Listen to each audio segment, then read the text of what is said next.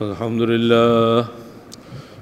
لله رب العالمين الرحمن الرحيم مالك يوم الدين يا أيها الذين آمنوا اتقوا الله حق تقاته ولا تموتن إلا وأنتم مسلمون يا أيها الناس اتقوا ربكم الذي خلقكم من نفس واحدة وخلق منها زوجها وبث منهما رجالا كثيرا ونساء واتقوا الله الذي تساءلون به والأرحام إن الله كان عليكم رقيبا يا أيها الذين آمنوا اتقوا الله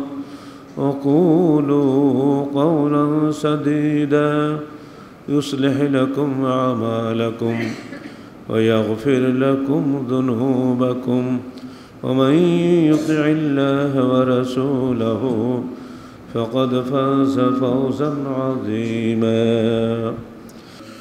أما بعد فقد قال الله تعالى في الكلام المجيد فأعوذ بالله السميع العليم من الشيطان الرجيم بسم الله الرحمن الرحيم ولا تأكلوا أموالكم بينكم بالباطل وتدلوا بها إلى الحكام لتأكلوا فريقا من أموال الناس بالإثم وأنتم تعلمون সূরা বাকারা 188 আয়াত। আল্লাহ পাক বলছেন, যাবতীয় হামদ ও সানা আল্লাহ রাব্বুল আলামিনের জন্য এবং যাবতীয় দরুদ ও সালাত শেষ নবী মুহাম্মদ রাসূলুল্লাহ সাল্লাল্লাহু আলাইহি ওয়াসাল্লামের জন্য। মানুষের সামাজিক জীবনে বিপদ আপদ হতেই থাকবে, এটাই স্বাভাবিক। এবং এই বিপদ আপদে পড়ে মানুষ অনেক সময় বাধ্যগত অবস্থায়, অনেক সময় ইচ্ছাকৃতভাবে, অনেক সময় অন্যায় লাভের আশায় তাদের সমাজের নেতাদেরকে বা বিচারকদেরকে ঘুষ দেয়। সে কারণ আজকের প্রসঙ্গ হলো ঘুষ। দুর্নীতি সমাজ দেহকে কুরে কুরে খায়। বাহ্যিকভাবে সুন্দর দেখা গেলেও ভেতরটা নষ্ট হয়ে যায়। পৃথিবীতে যে দেশে একবার ঘুষ ঢুকেছে সে দেশ ধ্বংস হয়ে গেছে। নবী রাসূলগণ সবসময় এর বিরুদ্ধে বলে গেছেন। আল্লাহ তার বিভিন্ন বাণীর মাধ্যমে, ওহীর মাধ্যমে মানুষকে সজাগ করেছেন। কিন্তু যখন যে জাতি মধ্যে নারী, মদ এবং ঘুষ ঢুকেছে, সে জাতি আর পৃথিবীতে মাথা উঁচু করে দাঁড়াতে পারেনি। আজকের পৃথিবী ঘুষের পৃথিবী। এমন কোনো স্থান খুঁজে পাওয়া যাবে না যেখানে ঘুষের কারবার নাই। বিশেষ করে যারা আদালত চত্বরে ঘোরাঘুরি করেন তারা ভালো করে জানেন এটা কিভাবে ঢুকেছে। রন্ধ্রে রন্ধ্রে ঘুষ প্রবেশ করেছে। কখনো পার্সেন্টেজের নামে, কখনো বকশিসের নামে, কখনো হাদিয়া তোহফার নামে, বিভিন্ন নামে ঘুষ সর্বব্যাপী একটা ব্যাধিতে পরিণত হয়ে গেছে। এই বিষয়ে আল্লাহ এবং তার রসুল কি বলেছেন? যারা ইমানদার বান্দা তাদের অন্তরকে সাবধান করার জন্য আমরা এগুলো তুলে ধরছি। নিঃসন্দেহে এটা স্বাভাবিক। আল্লাহ পাক যাকে হিদায়াত করবেন সেই হিদায়াত হবে। তবুও আদ-দীন ওয়ান নসিহা, দিনটা হলো নসিহত, উপদেশ। তাই আল্লাহ এবং তার রসুলের উপদেশ বাণী জনগণের উদ্দেশ্যে আমরা পেশ করতে পারি, এর বেশি কিছু আমাদের করণীয় নাই। আল্লাহ পাক বলছেন, ওয়ালা তাকুলু আমওয়ালাকুম বাইনাকুম বিল বাতিল, তোমরা নিজেদের মধ্যে বাতিল পন্থায় মাল ভক্ষণ করো না। অতুদলু বিহা ইলাল হুক্কাম, এবং এটাকে তোমাদের বিচারকদের কাছে পেশ করো না। লিতাকুলু ফরিকাম মিন আমওয়ালিন নাস বিল ইসম, যাতে তোমাদের একটা দল অন্যায়ভাবে সম্পদ ভক্ষণ করে। ওয়া আনতুম তা'লামুন, অথচ তোমরা জানো। অর্থাৎ জেনে শুনে তোমরা এই কাজ করো না। সূরা বাকারা 188 আয়াত। এই অন্যায় মাল, হারাম মাল ভক্ষণ করার অত্যন্ত বড় একটা সূরাত হচ্ছে ঘুষ। এখন তো টাকা নাকি দেয় না। এখন আমরা আমাদের সামনে দেখতে পাচ্ছি এমন এমন কিছু জায়গা রয়েছে এখন মানুষকে সরাসরি টাকা দেয় না, এমন সরাসরি গাড়ি কিনে দেয়। কারো টিভি কিনে দেয়, কারো হুন্ডা কিনে দেয়। এমনকি এটা আমার চোখে ভাসছে, একজনের খবর আমরা জানি যে তিনি এক ইউনিয়ন কাউন্সিল চেয়ারম্যান পদভার থেকে অন্যায়ভাবে বসিয়ে দেওয়ার জন্য একটা আস্ত বাড়ি করে দিয়েছেন। সে বাড়িটা এখন আমার চোখে ভাসতেছে, কিন্তু বলা তো যাবে না। এই হচ্ছে আমাদের দেশের অবস্থা। অন্য জায়গায় আর কে কী দেয় জানি না, তবে এটুকু আমরা পত্রিকা পড়ি যে লবিস্ট নিয়োগ করার একটা প্রকৃতি নাকি বের হয়েছে। আমার দেশে সরকারকে বা অন্য দেশের সরকারকে সরাসরি ঘুষ দেওয়ার জন্য লবিস্ট নিয়োগ করা হয়, যাদের মাধ্যমে সেই সরকার আমাদের পক্ষে যাতে কথা বলে এই চেষ্টা করা হয়। সেখানে কিন্তু 2-10 কোটির ব্যবসা নয়, শত শত কোটি ডলারের কারবার। তাহলে ঘুষ একবার ছোট্ট জায়গা থেকে চলে গেছে সর্বোচ্চ জায়গাতে। মানুষের সর্বোচ্চ সাংগঠনিক প্রতিষ্ঠান হচ্ছে রাষ্ট্র, তার যদি সর্বোচ্চ স্থানে ঘুষ চলে যায় তাহলে নিচের অবস্থা কী হবে? কোনো কোনো দেশের প্রেসিডেন্ট প্রার্থীর নামই হচ্ছে মিস্টার পার্সেন্টেজ, মানে তার লাইফটা হয়ে গেছে এই পার্সেন্টেজ খেয়ে খেয়ে, অথচ উনি আবার জিতেও যাচ্ছে, হারে না কখনো। এই দুনিয়া থেকে কিছু লাভবান হতে পারবেন তিনি, আখিরাত থেকে তিনি বাঁচতে পারবেন না। আল্লাহ পাক আমাদের নিষেধ করেছেন, তোমরা অন্যায় পথে মাল ভক্ষণ করো না। ইমাম কুরতুবী বলছেন এই আয়াতের অর্থ হচ্ছে লা তুসানিবু আমওয়ালাকুমুল হুক্কাম ফাতারশু বিহা লিয়াকযু লাকুম, তোমরা মানুষকে ঘুষ দিও না, বিচারকদেরকে, যাতে বিচার তোমার পক্ষে চলে আসে। এই উদ্দেশ্যে যদি তুমি অর্থ বা জোর যাই কিছু দাও, কোনো টাকা পয়সা মাল হলি হলো, এই দিকেই আল্লাহ পাক এখানে নির্দেশ করেছেন। অন্যায় সুবিধা লাভের জন্য উপঢৌকন দেওয়াকেই বলা হয় ঘুষ। ইহকাকে হক যদি হয়, বৈধ হক প্রতিষ্ঠার জন্য বাধ্যগত অবস্থা যদি আপনাকে কিছু দিতে হয়, এটা কিন্তু ঘুষের পর্যায়ে যাবে না। এখানে ঘুষখোর দায়ী হবে, আপনি দায়ী হবেন না, কারণ আপনি হকের উপরে আছেন। অন্যায়ভাবে একজন জবরদস্তি করে নিয়ে যাচ্ছে, সেই হক বাঁচানোর জন্য আপনি এটা করেছেন। এমনকি এই হক বাঁচাতে গিয়ে যদি আপনি নিহত হন, আপনি শহীদ হবেন। ক্বালা রাসূলুল্লাহ সাল্লাল্লাহু আলাইহি ওয়াসাল্লাম মান কুতিলা দুনা দীনিহি ফাহুয়া শহীদ, ওয়ান কুতিলা দুনা মালিহি ফাহুয়া শহীদ, ওয়ান কুতিলা দুনা দাইনিহি দুনা হাক্কিহি ফাহুয়া শহীদ।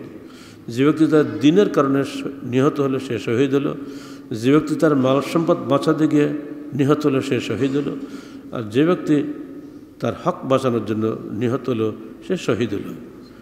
তো আপনার হকের উপরে থেকে যদি আপনার হককে নষ্ট করছে বলে মনে করেন, আর এই বিচারও ঘুষখোর ঘুষ না পেলে আমার হকের পক্ষে বিচার করবে না, তখন আপনি যদি বাধ্যগত অবস্থায় তাকে যেটা দিবেন, এটা কিন্তু আল্লাহ আপনাকে দায়ী করবেন না, দায়ী করবে ওই বেটা ঘুষখোর বিচারককে। কিন্তু এমনি যদি আপনি কোনো অন্যায় সুবিধা লাভের জন্য, আপনি নিজেও জানেন এটা অন্যায়, তথাপি যদি আপনি অন্যায় সুবিধা লাভের জন্য কাউকে হাদিয়া, তোহফা, উপঢৌকন, পার্সেন্টেজ যায় যেটা আপনি বলেন দেন, ওটাই হবে ঘুষ। এই ঘুষের কোনো মান নেই, এই ঘুষের এই পাপের কোনো ক্ষমা নেই যত আপনি তওবা না করবেন। কারণ ঘুষ দাতা নিজে খায় না, এই ঘুষের পরিণাম অত্যন্ত দারুণভাবে ব্যাপ্ত হয়ে পড়ে, বিস্তৃত হয়ে পড়ে সর্বত্র। যিনি ঘুষ নেন তিনি সরাসরি নেন না, একজন দাঁড়ায় নেন, ফলে তাকেও কিছু তাকে দিতে হয়, এমনি কিছু নেয় না। আর বিষয়টা গোপন রাখতে হয়, অথবা যারা জেনে গেল তাদেরকেও কিছু দিতে হয়। ফলে ঘুষ কিন্তু একক ব্যক্তি পায় না, এটা মারাত্মক সামাজিক ব্যাধিতে পরিণত হয়েছে আজকে। সর্বোচ্চ পর্যায়ে যদি এগুলো চলে যায় তো দেশের অবস্থা কী হবে?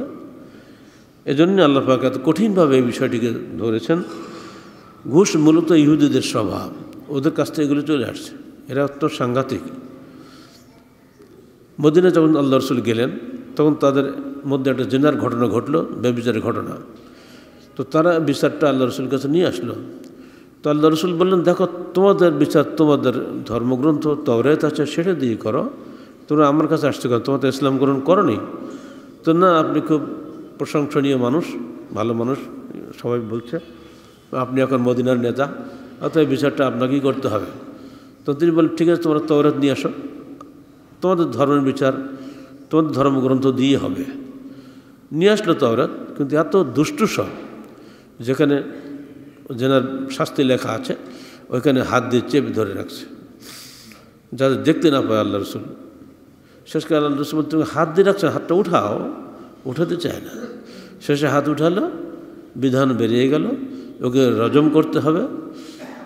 এর আগেই নেতারা চুক্তি করেছে, যদি উনি তোমাদেরকে রজমের নির্দেশ দেন তাহলে ওই বিধান তোমরা মেনো না, আর যদি বলেন যে তোমাদের বেত্রাঘাত করা হবে তাহলে ওটা মেনে নিও, কারণ বেত্রাঘাত করলে তো বেঁচে যাওয়া যাবে, আর যদি মাথা ফাটিয়ে দেয় তো মরে যেতে হবে, অত ওটা মানা যাবে না। আগে ওরা চুক্তি করে আসছে, আর এই জন্য ওইখানে হাত দিয়ে রাখছিল। তো যাই হোক, এই ঘটনা উপলক্ষে আল্লাহ পাক আয়াত নাজিল করলেন সাম্মাউনা লিল কাযিব ওয়া আকালুনা লিস সুহত।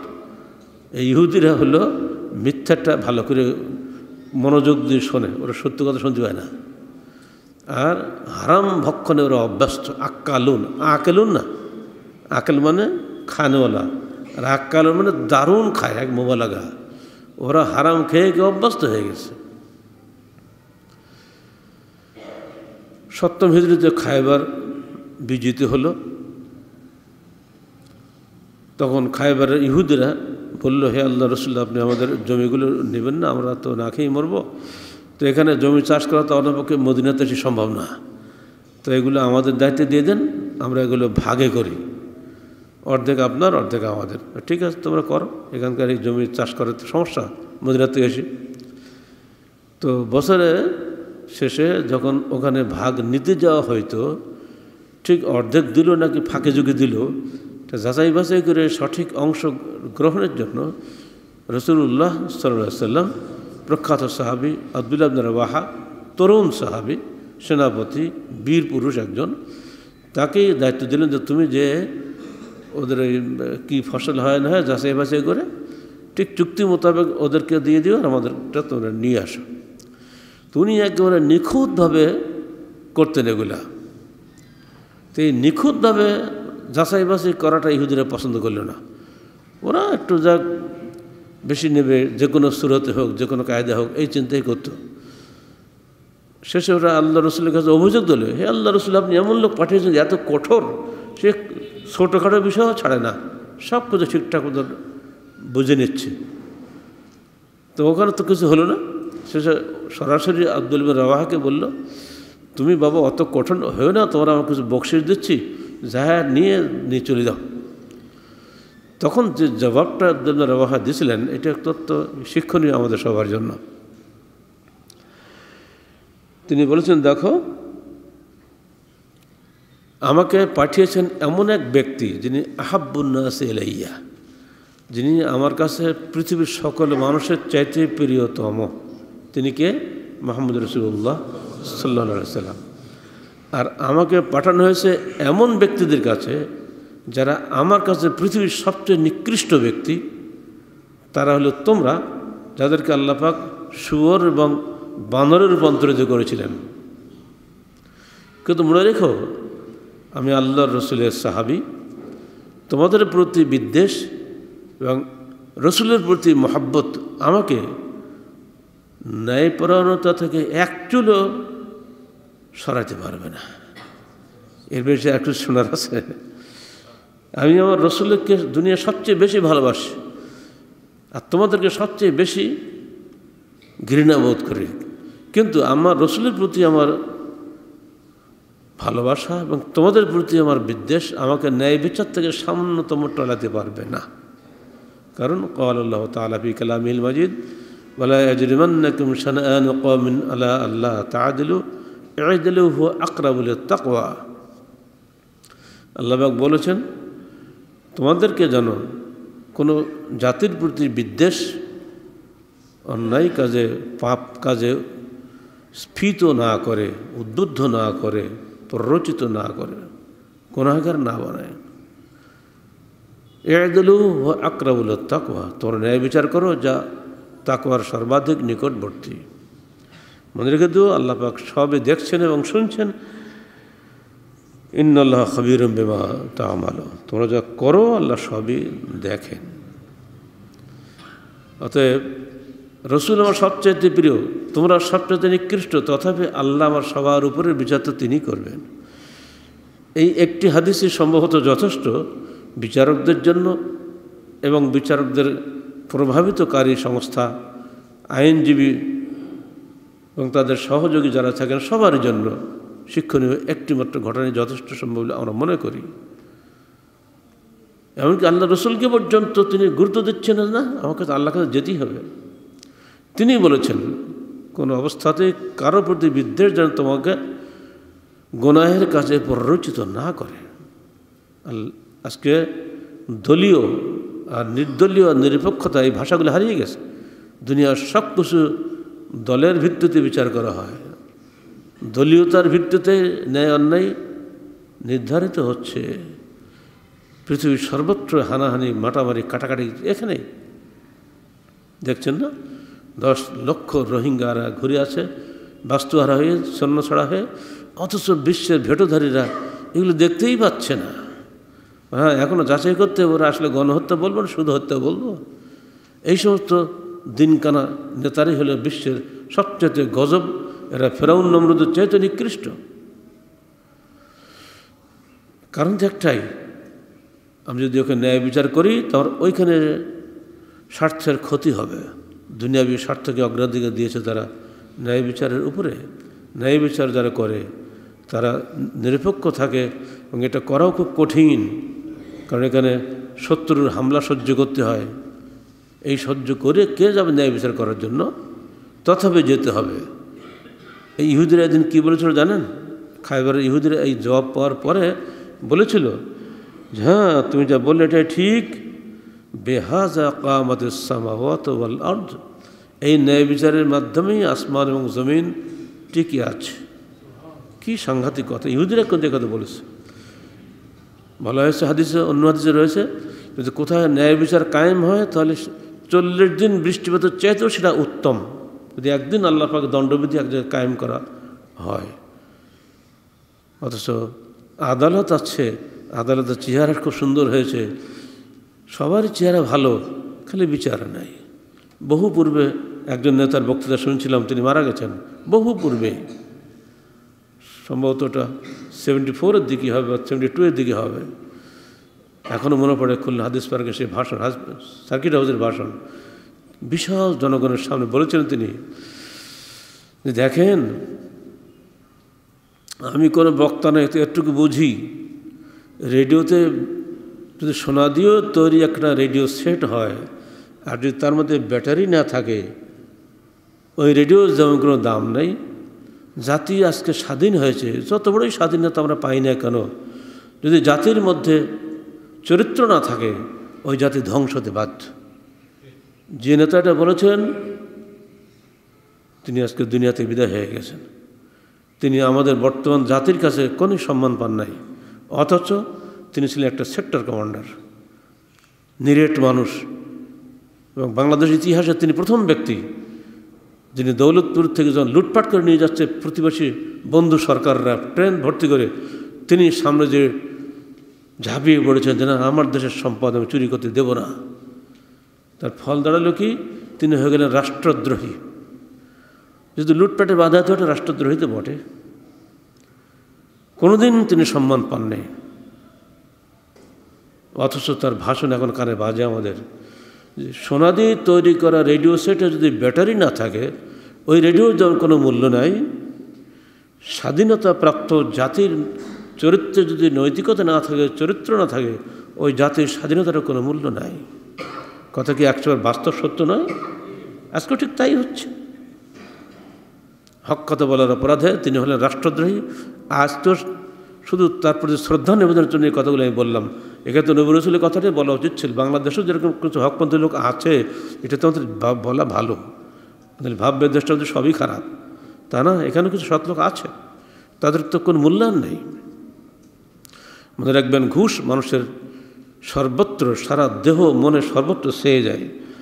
এই বিষয়ে আল্লাহ পাকের আহ্বান আমাদের প্রতি, ইয়া আইয়ুহাল্লাযীনা আমানু কুনু কওয়ামিনা লিল্লাহি শুহাদাআ বিল কিসত, তোমরা সবাই আল্লাহর ওয়াস্তে সত্যের সাক্ষ্যদাতা হয়ে যাও। বাংলাদেশের মুসলিম সমাজ 90% লোক নাকি এখানে মুসলমান।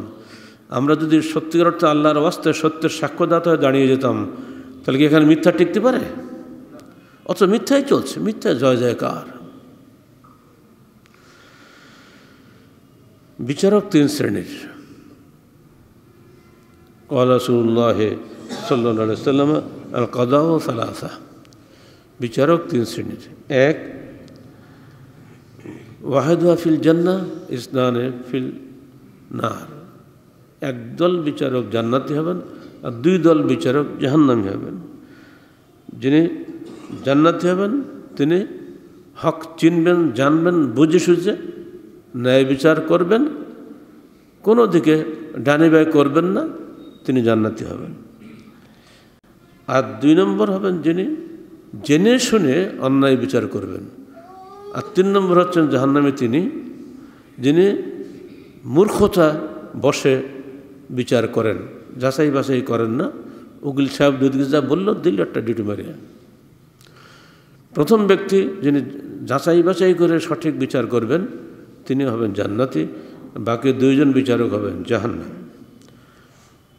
ইবনে আব্বাস রাদিয়াল্লাহু আনহু বলছেন, আল্লাহ রসুলকে আমি দেখেছি তিনি বিচার করতেন দুইভাবে, এক সাক্ষী দিয়ে, দুই শপথ করাই। আমাদের আদালতগুলিতে দুটিই আছে, আগে শপথ করায় তারপরে যে সাক্ষী নেয়, এটা কিন্তু রসুলের তরিকা, ঠিকই আছে। কিন্তু শপথ করার সময় যদি সে মিথ্যা শপথ করে তার অবস্থা কী হবে? ঠিক অমনি করে সাক্ষী দেওয়ার সময় যদি সে মিথ্যা সাক্ষ্য দেয় তার অবস্থা কী হবে? এই বিষয়ে অত্যন্ত কঠিন নিষেধাজ্ঞা এসেছে হাদিসে, বিষয়গুলি সাবধান থাকতে হবে আমাদের সবাইকে। আল্লাহ রসুল বলছেন, দেখো যে বিচারক সঠিক বিচার করে সে সম্পর্কে ক্বালা রাসূলুল্লাহ সাল্লাল্লাহু আলাইহি ওয়াসাল্লাম ইন্দাল মুকসিতিনা ইনদাল্লাহ আলা মানাবিরা মিন নূরিন আন আমিনির রহমান ওয়া কিলতা ইয়াদাইহি আমিন আল্লাযিনা ইয়াদিলুনা ফি হুকমিহিম ওয়া আহলিহিম ওয়া মা ওয়ালাহু, রাওয়াহু মুসলিম। যারা ন্যায় বিচারক তারা আল্লাহ পাকের সিংহাসনের ডান পাশে সম্মানিত স্থানে তারা বসবে। এই বিচারক শুধু আদালতের বিচারক নন, দেশের সর্বোচ্চ ব্যক্তি যদি তিনি ন্যায় বিচার করেন, পরিবারের প্রধান যদি পরিবারের প্রতি ন্যায় বিচার করেন, প্রতিষ্ঠানের প্রধান প্রতিষ্ঠানের অধীনস্থদের প্রতি ন্যায় বিচার করেন, প্রত্যেকেই এই সম্মানের অধিকারী হবেন। আল্লাহ পাক আমাদের সবাইকে সত্যিকার অর্থে ন্যায় বিচারক হওয়ার তৌফিক দান করুন। অন্য হাদিসে এসেছে, সাবাতুন ইযুল্লুহুমুল্লাহু ইয়াওমা লা যিল্লা ইল্লা যিল্লাহু আল ইমামুল আদিল। কিয়ামতের দিন 7 শ্রেণীর মানুষ আল্লাহর ছায়াতলে আশ্রয় পাবেন, যেদিন কোনো ছায়া থাকবে না। প্রথম যে নামটা এসেছে হাদিসে তিনি হচ্ছেন আল ইমামুল আদিল, ন্যায় বিচার ন্যায়নিষ্ঠ ইমাম, নেতা, শাসক সবাই কিন্তু এর মধ্যে পড়ে। অতএব যে কোনো মূল্যে ন্যায় বিচার বজায় রাখাটা সবচেয়ে বেশি গুরুত্বপূর্ণ, আর নইলে পৃথিবী ধ্বংস হয়ে যাবে। ঘুষখোর হৃদয় পবিত্র হয় না, ঘুষখোরদের হৃদয়ে কখনোই পবিত্র হয় না, মুখে যতই তসবিহ তেলাওয়াত করুক, ফলে তারা জান্নাত পায় না। তো জান্নাত না পেলে তসবিহের লাভটা কি? হজ করিবার লাভ কি? উমরা করিবার লাভ কি? কারণ যারা ঘুষের লেনদেন করে তাদের হৃদয় কখনোই পবিত্র থাকে না, কারণ সে অন্যায় কাজে অন্যায় সুবিধা লাভের জন্য তো এগুলো করে। এই বিষয়ে আল্লাহ বলছেন, উলাইকাল্লাযীনা লাম ইউরিদুল্লাহু আন ইউতাহহিরা কুলুবাহুম লাহুম ফিদ দুনিয়া খিজহুন ওয়া লাহুম ফিল আখিরাতি আযাবুন আযীম। সূরা মায়েদা 41। আল্লাহ পাক এইসব লোকগুলোকে চান না যে তাদের অন্তরগুলিকে পরিচ্ছন্ন করতে, তাদের জন্য রয়েছে দুনিয়াতে লাঞ্ছনা এবং আখিরাতে যন্ত্রণাদায়ক শাস্তি। ইবনে মাসউদ বলছেন, এখানে যে আল্লাহ পাক সহদ বলেছেন, আকলুহুম সহদ, এর অর্থ হচ্ছে আর রোষা। রাহ ইবনে জারির, ইহুদিরা যে সহদ খায়, হারাম ভক্ষণ করে, সেটা এই তারা ঘুষ খাইত। এত বড় ঘুষখোর জাতি পৃথিবীতে নেই, এখন সারা দুনিয়া ঘুষ হয়ে গেছে। ইবনে কাসির বলছেন, যে ব্যক্তি ঘুষ খায়, অন্তরটা নষ্ট করে ফেলে, সে ব্যক্তি কীভাবে তার দোয়া কবুল হয় বলে বিশ্বাস করতে পারে? আল্লাহ তো পবিত্র হৃদয়ের দোয়া ছাড়া নাপাক দোয়া কবুল করবেন না।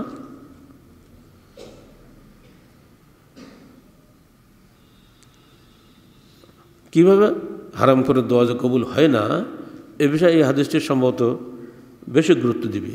ক্বাল রাসূলুল্লাহ সাল্লাল্লাহু আলাইহি ওয়াসাল্লাম, লা ইয়াদখুলুল জান্নাতা লাহমুন নাবাতা মিন সুহতিন আয় রিশওয়াতিন, রাওয়াহু ইবনে হিব্বান ও সাহিহুল আলবানী।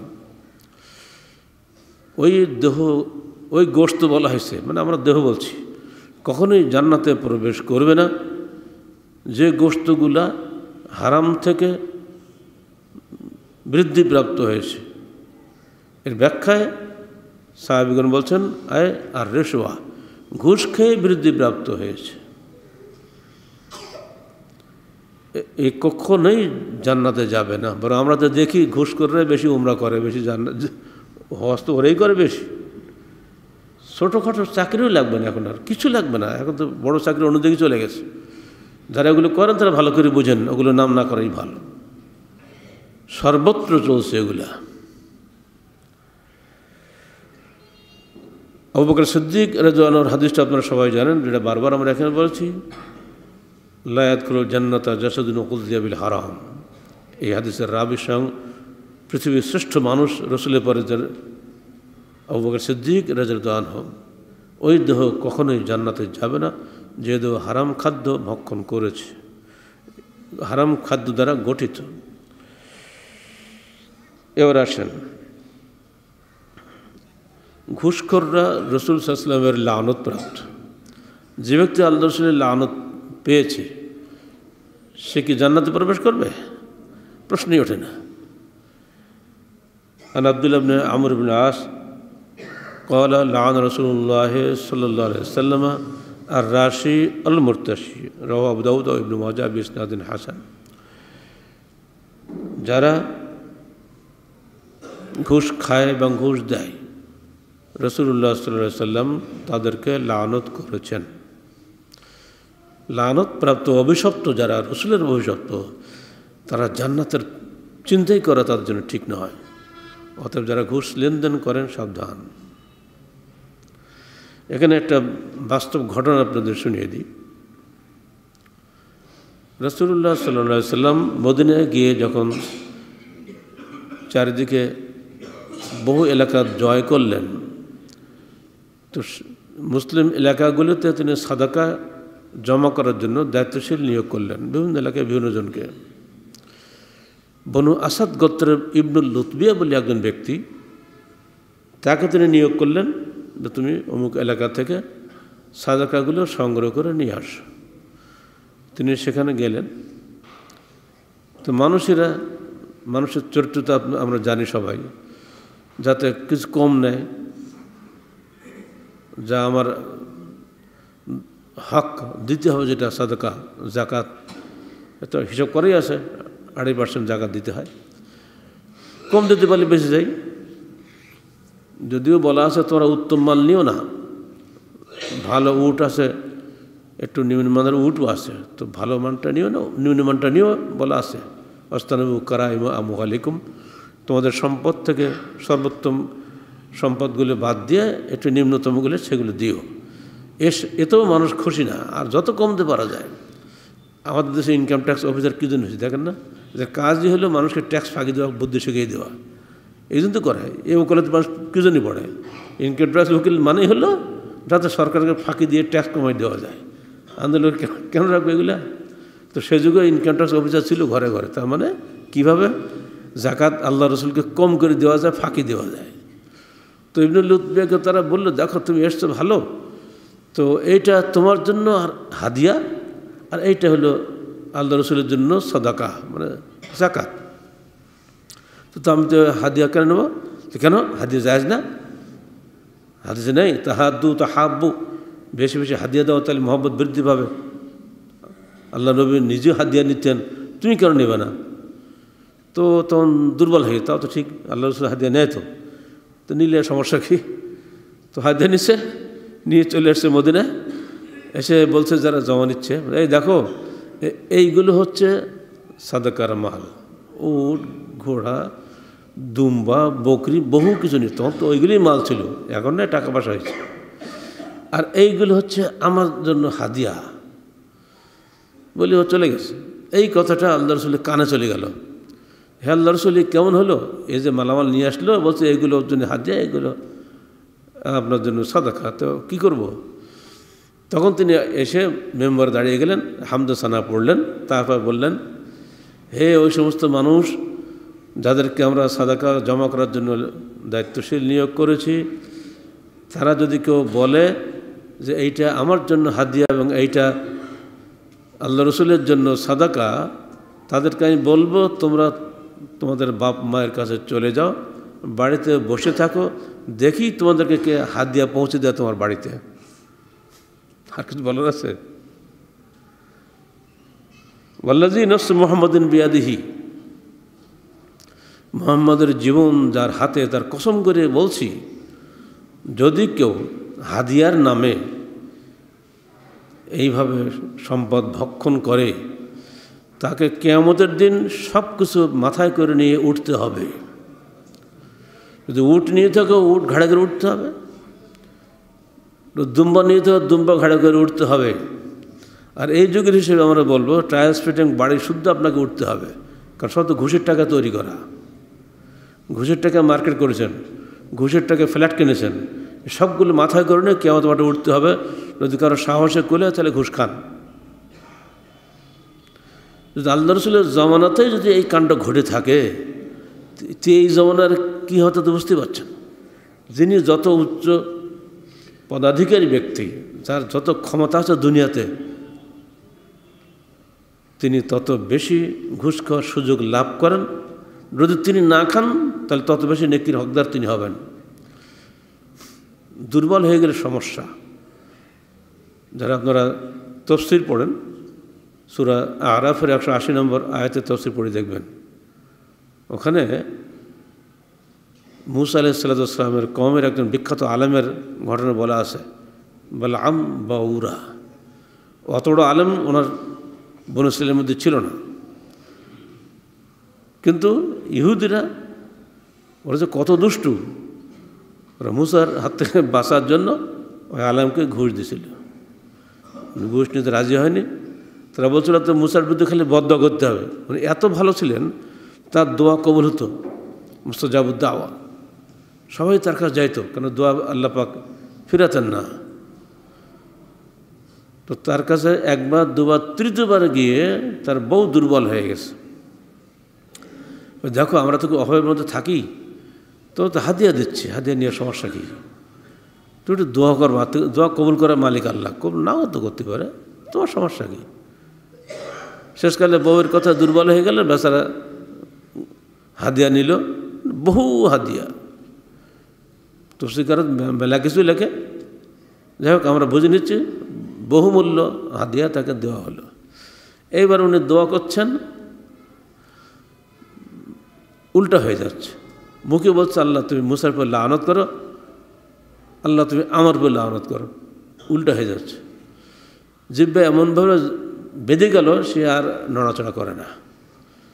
যেহেতু দোয়া হয়ে গেল উল্টা নিজের উপরে, উল্টা নিজের জাতির উপরে, ফলে গজব এসে গেল।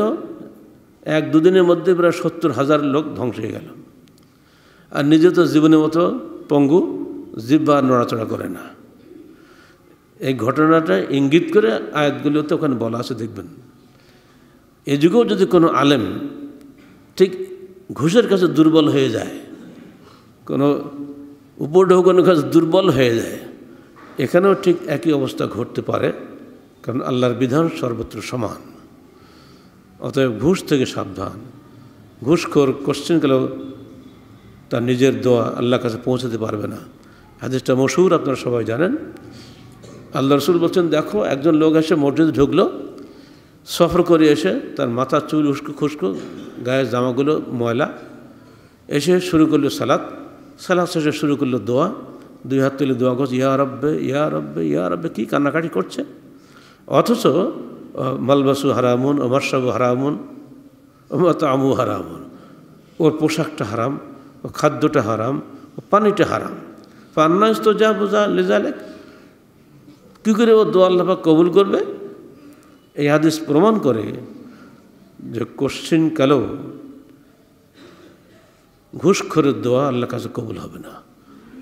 টাকা দিয়ে মানুষকে ঘুরানো যাবে, কিন্তু আল্লাহ তো ঘুরবে না। এখানে গিয়েও আল্লাহ রাসূলের নির্দেশনা আছে সাক্ষীদের ব্যাপারে, কঠিন। মনে রেখো, আমি একজন মানুষ, তোমাদের মধ্যে কেউ কেউ আছে অত্যন্ত সুন্দরভাবে কথা উপস্থাপন করতে পারো, আমি হয়তো তার কথা প্রভাবিত হয়ে তার পক্ষে রায় দিয়ে দিই। মনে রেখে তো মূল রায়দাতা আল্লাহ। আমার রায় ভুল হতে পারে, আল্লাহর সামনে কিন্তু টিকতে পারবে না।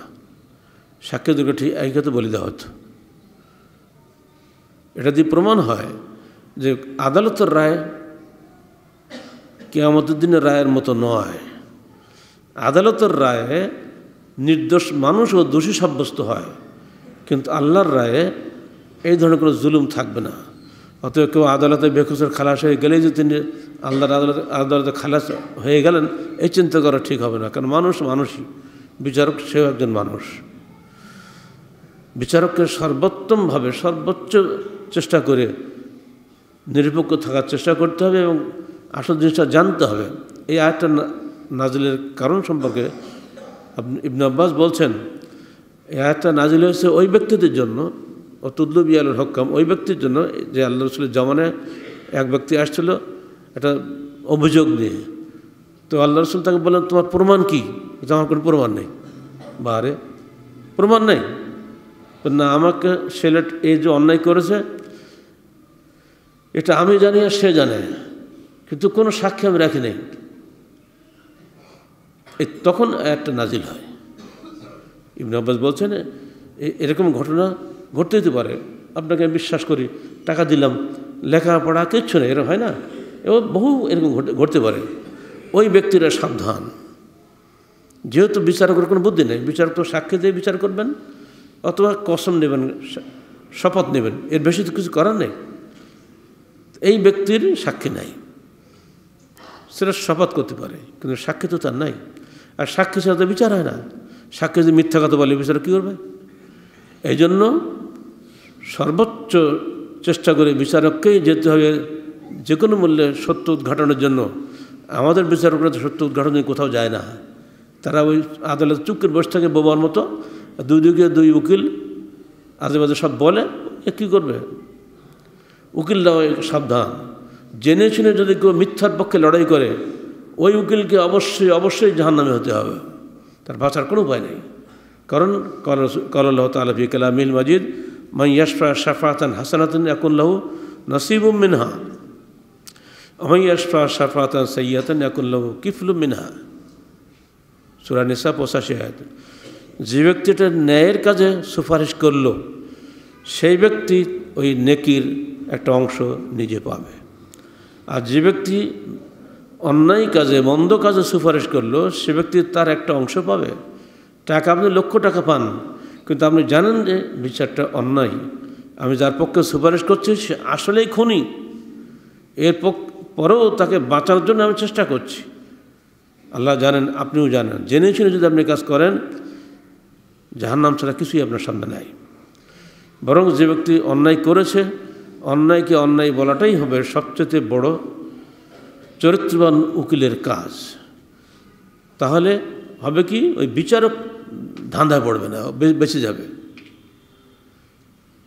এই বিষয়গুলি খুবই অ্যালার্জিক, স্পর্শকাতর। আর এই সুযোগে কিন্তু ঘুষ ঢুকে পড়ে, ঘুষ ঢুকলেই সর্বনাশ। আবারও হাদিসটা বলে দিই। আন আব্দুল্লাহ ইবনে আমর ইবনে আস ক্বালা লা'আনা রাসূলুল্লাহ সাল্লাল্লাহু আলাইহি ওয়াসাল্লাম আর-রাশি আল-মুরতাশি।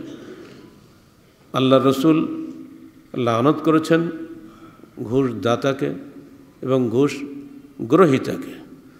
আমরা যেন ঘুষের কারণে নিজেরা আখিরাত নষ্ট না করি, সে বিষয়টা আমাদের প্রত্যেকেরই সাবধান থাকা জরুরি। সমস্ত নেকি বরবাদ হয়ে যাবে আমাদের, যদি নাকি এই বদভ্যাস আমাদের মধ্যে ঢুকে পড়ে। ইসলাম মানুষের মনোজগৎকে পরিবর্তন করে দিয়েছিল বলেই কিন্তু মুসলমানদের জন্য বিস্ময়কর অগ্রগতি সাধিত হয়েছিল। মানুষের মানসিক জগৎ, আধ্যাত্মিক জগৎ যদি পরিবর্তন না হয়, বাহ্যিক জগতের কোনোই মূল্য নাই। এই মনোজগৎ পরিষ্কার হওয়া দরকার। কারণ নবী আগমনের উদ্দেশ্যই ছিল লিউযাক্কিহিম ওয়া ইউআল্লিমুল কিতাব ওয়াল হিকমাহ, কোরআন এবং হাদিসের মাধ্যমে মানুষের অন্তর্জগৎকে পরিচ্ছন্ন করা। যদি আমাদের অন্তর্জগৎ পরিশুদ্ধ না হয়, তাহলে বাহির জগৎ পরিশুদ্ধতার কোনোই মূল্য নাই। আজকে মানুষের বাড়িতে বহু টাকা আছে, সুখ নাই। টাকার উপার্জনের চাইতে সুখ বৃদ্ধির চেষ্টা করুন। কুড়ি ঘরে বাস করেও যদি সেখানে সততা থাকে, ন্যায় বিচার থাকে, সেটাই সুখের বাড়ি। আর বিশাল জাঁকজমকপূর্ণ বিলাস বৈভাবে বসবাস করেও যদি হৃদয়ের মধ্যে প্রশান্তি না থাকে, তো সারা জীবন আপনার হৃদয়ের মধ্যে খসখসানি যাবে না। আমি যে বিল্ডিংয়ে বসবাস করছি, হারাম মালে তৈরি করা। ছোট্ট বাচ্চা ছেলে হয়তো জানে না, কিন্তু আমি তো জানি। এই দুশ্চিন্তায় তাকে মরতে হবে, কোনোদিন সে মানসিক প্রশান্তি লাভ করবে না। অথচ ইসলাম এসেছিল লিইউতাহহিরা কুলুবাকুম, তোমাদের অন্তরগুলিকে পরিচ্ছন্ন এবং পবিত্র করার জন্য। সাধ্যমতো আমরা আমাদের অন্তর্জগৎকে পবিত্র করার চেষ্টা করি সালাতের মাধ্যমে, ইবাদতের মাধ্যমে এবং হালাল রুজির মাধ্যমে। তাহলে হয়তো আমরা একদিন আল্লাহর কাছে ন্যায় বিচার পাবো, তিনি আমাদেরকে ইনশাআল্লাহ পুরস্কৃত করবেন। আর সেই পুরস্কার এত কিছুই না, জান্নাত। জান্নাত লাভের চাইতে বড় পুরস্কার আর কিছুই হতে পারে না। আপনারা সবাই জানেন, মানুষের জীবনটা একটা টোকা কি কচুর পাতার পানির মতো। পত্রিকা পড়লে কিছু শিক্ষণীয় ঘটনা জানতে পারা যায়। 10 বছর ছিল বাইরে, বাড়িতে আসবে, মোবাইলে কথা হচ্ছে বাড়ির লোকদের সঙ্গে, আগামী একটু পরে আমি ফ্লাইটে রওনা দেব, 1 ঘন্টা পরেই রওনা দিচ্ছে। মোবাইলে কথা হচ্ছে, হতে হতে একসময় কণ্ঠ বন্ধ হয়ে গেল। সবাই ভাবলো বোধহয় কথা অনেকক্ষণ বলেছে, কষ্ট হয়েছে, একটু রেস্ট নিচ্ছে। না, এই বিশ্রাম আর ভাঙেনি, তার কণ্ঠ আর খোলেনি, সে আর বাড়িতেও আসেনি, ওখানেই শেষ হয়ে গেছে দুনিয়া থেকে। এটা তো এক চাক্ষুষ ঘটনা। ঢাকার ঘটনা শুনেন, এটা তো কাতারের ঘটনা। ঢাকার ঘটনা, মেয়ে বলছে আব্বা সিএনজি চালিয়ে আসতেছে, আমাকে মোবাইল বলছে খুকি আমি এই এসে গেছি, এই প্রায় বাড়ির ধারে এসে গেছি। তারপরে আর কোনো সারা শব্দ নেই, বারবার ফোন করে আর মোবাইল বাজে না। তার মানে ঘরের দরজায় এসেই সন্ত্রাসী তাকে মেরে ফেলে দিয়েছে। যা ছিল সারাদিন ইনকাম সব টাকা নিয়ে তাকে মেরে ফেলে দিয়েছে, ওখানে লাশ পড়ে আছে। এই তো আমাদের জীবন, এটা নিয়ে আমাদের অহংকার কেন? আসুন অন্তর্জগৎকে পরিচ্ছন্ন করি, হারাম থেকে বেঁচে থাকি, দুনিয়ার লোকসান হোক, আখিরাতে লাভবান হই, এটাই কি বড় লাভ নয়? আর এই বড় লাভ ছেড়ে দুনিয়ায় কিছু সমৃদ্ধি অর্জনের জন্য 2 হাতে টাকা পয়সা লুটপাট করা, পাগলের মতো টাকার পেছনে ছোটা, আখিরাত ছেড়ে দুনিয়ার পেছনে অন্ধের মতো দৌড়ানো, এটা কোনো বুদ্ধিমানের কাজ না। দুনিয়ায় ক্ষণস্থায়ী, আখিরাত চিরস্থায়ী। ক্ষণস্থায়ী জীবনের কিছু ক্ষতি হলেও চিরস্থায়ী জীবনে ক্ষতি হোক, কোনো বুদ্ধিমান লোক, কোনো বিচক্ষণ লোক এটা চাইতে পারে না। আল্লাহ পাক আমাদের সবাইকে ঘুষের এই মারাত্মক পরিণতি থেকে বাঁচানোর তৌফিক দান করুন এবং আমাদেরকে আল্লাহর অনুগত বান্দা হিসেবে কবুল করে নিন। আমিন। আকুলু কওলি হাযা আস্তাগফিরুল্লাহ লি ওয়া লাকুম ওয়া লিসাইরিল মুসলিমিন।